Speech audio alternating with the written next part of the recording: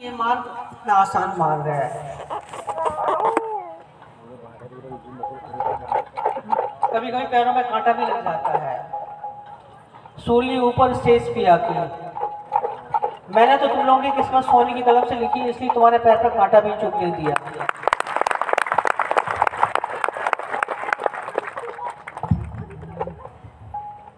तुम्हारे गुरुजी तो बहुत अच्छे हैं, माँ भी अच्छी ही है, गुरु माँ है। जय। बहुत अच्छे लोग हैं। ऐसा नहीं होता है बड़े गुरुजी बहुत स्ट्रिक्ट थे, बहुत स्ट्रिक्ट। बड़े गुरुजी के साथ चलना, एक दिन चलना। कोई बड़े गुरुजी भोपाल में आते थे तो 6 दिन रहते थे, 4 दिन का शिविर होता था। एक दिन पहले आ जाते थे और एक दिन बाद तक रुकते थे। और जब वो मंच में बैठते थे तो मैं ऐसी कपती रहती थी, पता नहीं इतने लोगों के सामने कब डांट पड़ जाए, कब ऐसे करते हैं सबके सामने, कब। हालांकि प्यार बहुत करते थे, इतना प्यार उन्होंने किया मुझसे, शायद इतना प्यार उन्होंने अपने जीवन में किसी से नहीं किया होगा। पर डांटते भी मुझे सबसे ज्यादा थे, बहुत डांट पड़ती थी, बात बात में मारने में उठते थे। और मैं उनको देखती थी कि वो अगर जा रहे हैं, तुम्हारे गुरुजी बहुत अच्छे हैं, तुम लोग से पैर भी छुला लेते हैं, पैर भी दबा लेते हैं, बात भी कर लेते हैं। पर मजाल है कि बड़े गुरुजी के, मैं तरस के मैंने अपने गुरु के कहीं पैर ही नहीं दबाया। डर लगता था कि यार कहीं डांट नहीं दें। मन करता था कि मैं भी बड़े गुरुजी के पाँव दबाऊं। तो माला भी पहनाती थी तो चरणों पे पहनाती थी, क्योंकि लगता था कि ये तो मर्यादा पुरुषोत्तम है। और ऐसा तुलना नहीं है कि मैं उनकी वो, पर वो बहुत स्ट्रिक्ट थे। तो मैंने कहा कि तुम लोग की किस्मत सोने की कलम से लिखी हुई है, तुम लोग के कार्य में बहुत, और तुम लोग को बहुत करुणावान गुरु मिले हैं, बहुत करुणावान, जिनमें बहुत करुणा है, बहुत दया है। ऐसा नहीं है, जब मैं बड़े गुरुजी के पास जाती थी तो मैं बड़े गुरुजी से कहती थी, गुरुजी वो आदमी गुस्सा होकर चला गया, चले जाते थे गुस्सा होकर, गुस्सा आ जाती थी। कहते थे साधना, मेरे को ऐसे ही कहते थे, तू तो पहुंच गई परमहंस स्थिति में। उन्होंने अपने सामने ही मुझे परमहंस स्थिति में पहुंचा दिया था। हमेशा कहते थे तू तो पहुंच गई परमहंस स्थिति में। अभी अरविंद का मैं क्या करूं, इसका गुस्सा धीरे धीरे मैं शांत करूंगी।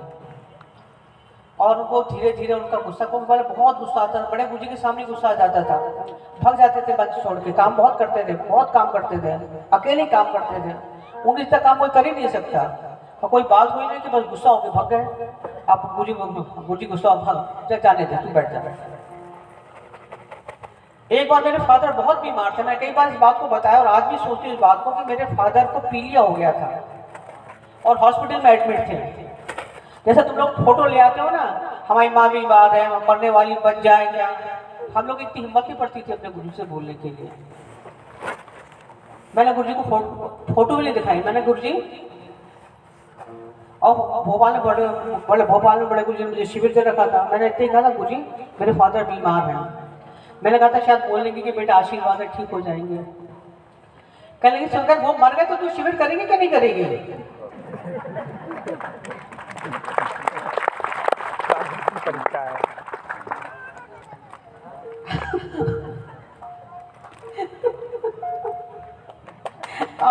आ रही है, मुझे समझ नहीं है कि मैं सोचती थी गुरुजी से आशीर्वाद ले लेंगे तो शायद ठीक हो जाएंगे।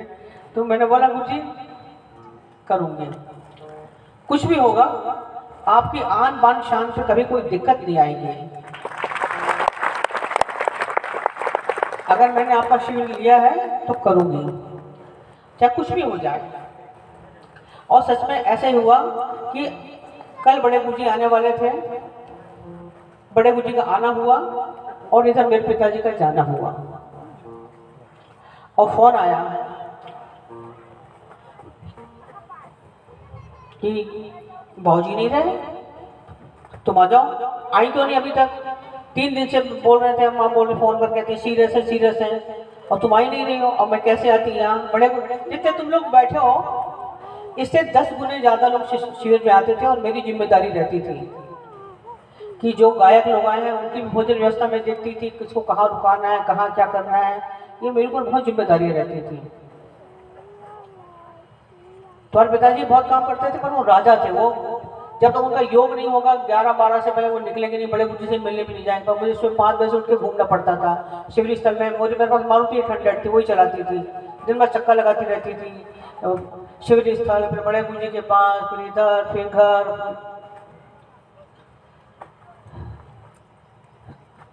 और फादर की डेथ हो गई। और इसके बावजूद भी इतना अच्छा मैंने शिविर किया, ऐसा नहीं कि मेरे को रोना नहीं आया।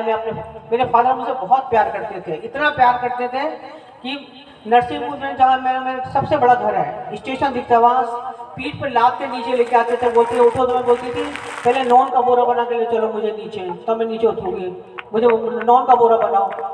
इतनी बड़ी होती थी, नॉन का बोरा बनाते थे, मुझे बोरा जैसे लाते थे फिर नीचे लेके आते थे। और मेरी माँ बहुत गुस्सा करती थी कि इस लड़की को इतना प्यार क्यों करते हो, ये कुछ काम नहीं करती है, इसको कुछ खाना बनाना नहीं आता, इसको रोटी बनाना नहीं आता है, कुछ काम नहीं करती है, बस थाली लड़कों के समान थाली लेकर बैठ जाती है।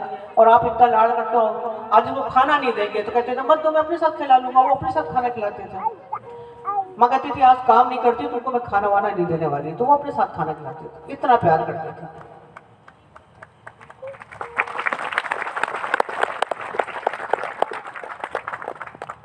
और शिविर के बाद मैं गई, शिविर हुआ बहुत अच्छा हुआ। मैंने बाथरूम में जाकर बहुत सब पटापटी कर रोया, पर कभी अपने गुरु के सामने नहीं रोई।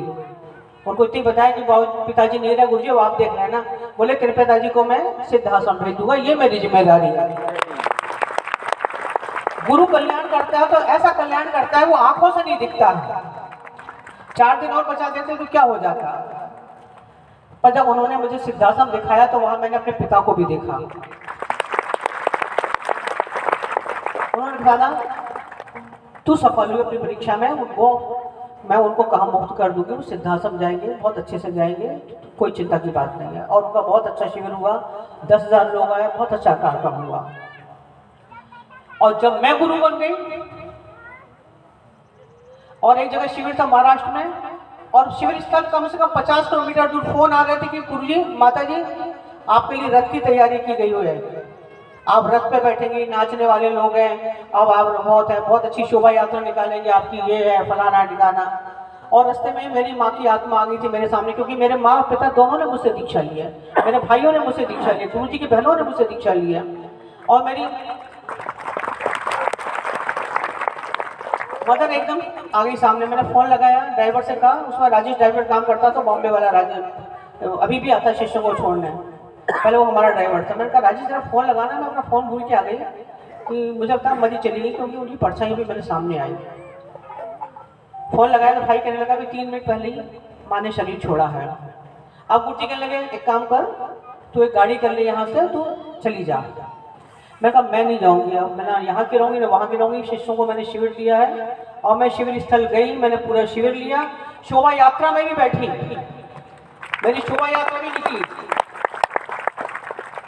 और शिष्य नाच रहे थे। मैं ऐसा नहीं, समुद्र भी देखने ऊपर से शांत बना रहता है, समुद्र के अंदर भी हाहाकार होता है, दिखता नहीं वो हाहाकार किसी को, और समुद्र के अंदर सबसे ज्यादा हाहाकार होता है। पर इतना विवेक, इतनी गंभीरता चाहिए एक आध्यात्मिक साधक में, इतना विवेक होना चाहिए, इतनी गंभीरता होना चाहिए, जब भी वो साधक बन सकता है, जब भी वो गुरु बन सकता है, जब भी वो अध्यात्म में प्रवेश कर सकता है।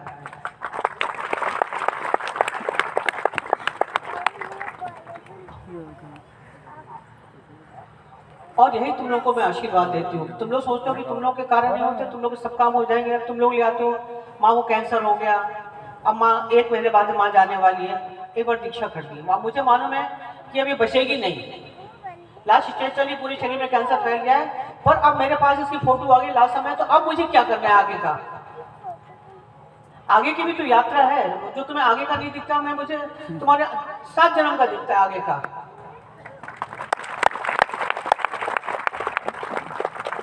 अब एक कैंसर पेशेंट है, बहुत ज्यादा बीमार है, अगर उसको 2 महीने मैंने और ज्यादा चला दिया और तुम्हारे 50 लाख रुपए खर्च हो जाएंगे और कुछ नहीं होगा, वो बचेगी भी नहीं, और मुक्त हो जाएगी तो किसी अच्छी जगह जाएगी।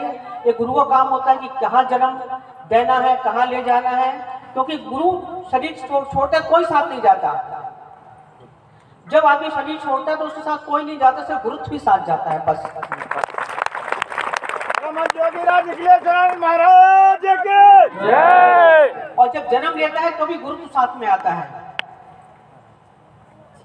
जब व्यक्ति कोई भी जन्म लेता है तो गुरुत्व भी साथ में आता है और प्राण भी साथ में आते हैं, पर दोनों अलग अलग रहते हैं। गुरुत्व अलग रहता है, प्राण अलग होता है। दीक्षा हो जाती है तो गुरु तत्व को प्राण तत्व को दोनों को जोड़ दिया जाता है। यही दीक्षा है, यही संयोग है गुरु शिष्य का। उसे प्राण तत्व को और गुरु तत्व को जोड़ दिया। और जब कोई भी साधक शरीर छोड़ता है तो ये गुरु की जिम्मेदारी रहती है कि ये नहीं तो आदमी भटकती आत्मा बन जाएगा। कोई माँ बाप उसको अनुभव को नहीं मालूम, उसको कहाँ जाना, पर ये गुरु को मालूम है कि अब इसका अगला जन्म कहाँ होना चाहिए, कहाँ जन्म लेगा, ये अच्छे से सुखी रहे, अच्छे से रहे। सारी चीजें ये गुरुत्व का काम होता है। कभी बड़ी गुरु ने कहा था मुझसे, तू मरेगी तो मेरी गोद में मरेगी, तो मुझे समझ में नहीं आई तुमकी बात, ये मुझसे ऐसा क्यों कर रहे हैं। पर वो बहुत दूर की बात कहते हैं गुरु, कि शरीर से एक दिन जाना है, पर शरीर आगे की यात्रा को कौन कराएगा। आगे की यात्रा गुरु कराता है, क्योंकि गुरु के पास कई जन्मों की तुम्हारे मस्तिष्क, क्योंकि हमारी देखने की छोटी सी खोपड़ी है, तुम्हारी खोपड़ी बहुत छोटी सी देखने में, पर तुम्हारी खोपड़ी में 7 करोड़ सेल हैं। और एक एक सेल जो है ना, एक एक पूरी दुनिया लेके बैठा है। एक एक दुनिया, एक एक सेल बैठा। कई जन्मों के तुम्हारे संस्कार, कई जन्मों की तुम्हारी स्मृतियां, कई जन्मों के कार्य, जो जीवन तुमने आज तक जिया, जहां से जीवन शुरू हुआ और तुमने जिस जिस रूप में जीवन जिया, वो सब तुम्हारे 7 करोड़ सेल में रिकॉर्डेड रहता है। कभी कभी तुम सपना देखते हो, ऐसे ऐसे लोग देख लेते जो तुमने कभी नहीं देखे। कभी कभी तुम लोग ऐसे स्थान देख लेते हो जो तुमने कभी नहीं देखे। अजीब अजीब चेहरा देख लेते हो, अजीब अजीब जगह देख लेते हो, और एकदम हो चुके हो जाते हो कि यार ये मैं क्या देख रहा हूँ, तो मैंने कभी सपना याद आता है, ये तो मैंने कभी देखा ही नहीं। ये जो चेहरे आज मेरे सामने आए, ये तो मैंने कभी देखा ही नहीं, कहाँ से आ गए ये चेहरे। पर वो तुम्हारे मस्तिष्क में रिकॉर्ड होता है। मन मस्तिष्क दोनों बहुत बदमाश हैं। वो मन मस्त खोल खोल के एक रिकॉर्ड देखते रहते हैं। जब भी तुम सोए नहीं, जब भी तुम निद्रा में गए नहीं, कि एक रिकॉर्ड खुल जाता है, और जैसे ही तुम जगे वो रिकॉर्ड फिर जाके कहीं छुप जाता है। और मन बार बार कई जन्मों की स्मृतियां निकाल निकाल के देखता रहता है। तो निखिलेश्वरानंद जैसे गुरु होते हैं, या जो सदगुरु होते हैं, या जो परमहंस होते हैं, वो आपके सारे रिकॉर्ड देख लेते हैं।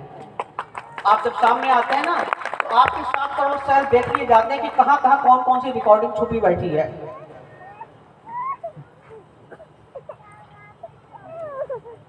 और मस्तिष्क में सब कुछ रहता है आपके। जहां से पृथ्वी शुरू हुई वहां से भी शुरू होते हैं कि आप पेड़ पौधे के रूप में भी रहे, आप पक्षी के रूप में भी रहे, आप खनिजों में भी रहे।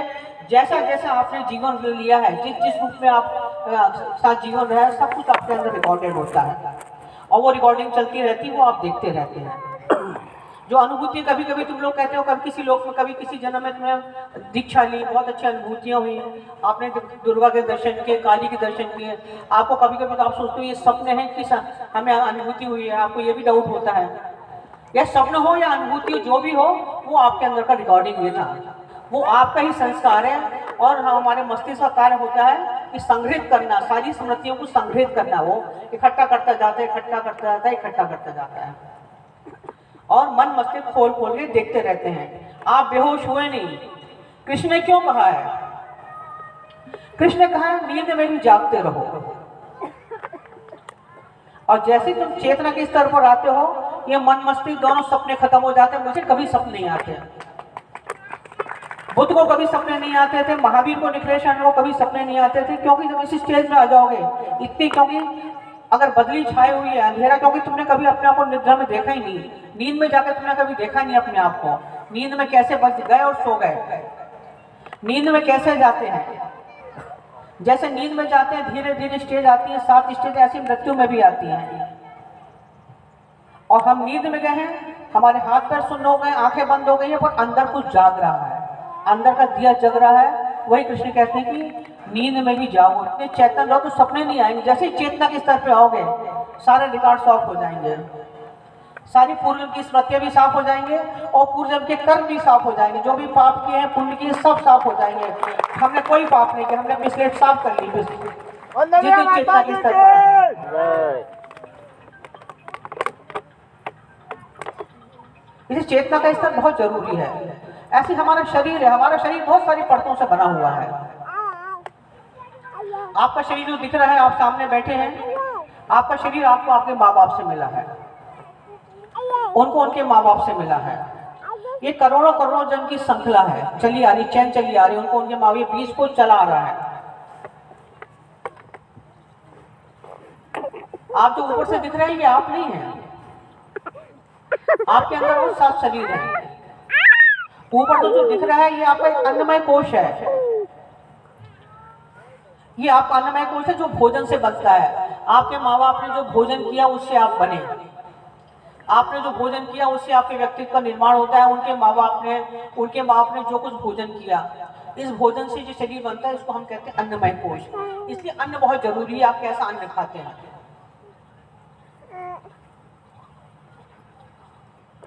अच्छा, आप अन्नमय कोश के और प्राणमय कोश की बात हम बाद में करेंगे, क्योंकि आज गुरु जी का जन्मदिन है ना। तो ये कहते, सुनो मेरी बात, छोटे से बात।